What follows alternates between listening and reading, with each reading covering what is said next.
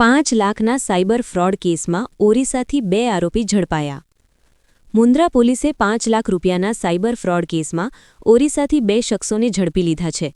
ફરિયાદીની જાણ બહાર net banking મારફતે 4,45,394 રૂપિયાની લોન મંજૂર કરાવી અને ખાતામાં રહેલ 54,606 મળી કુલ રૂપિયા 5 લાખ આરટીજીએસ દ્વારા ટ્રાન્સફર કરી ઠગાઈ કરવામાં આવી હતી.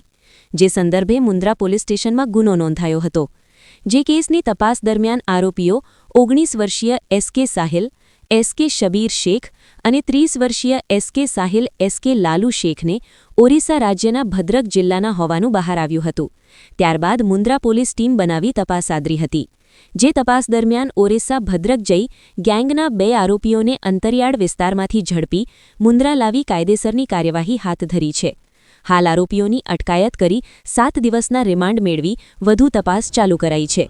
આ સરાહનીય કામગીરીમાં પીઆઈ આરજે ઠુમરની સૂચનાથી PSI NP Goswami, police head constable Darshan Raval, police constable Dinesh Thakor અને પિયુષ કુમાર ઝણકાંત જોડાયેલ હતા.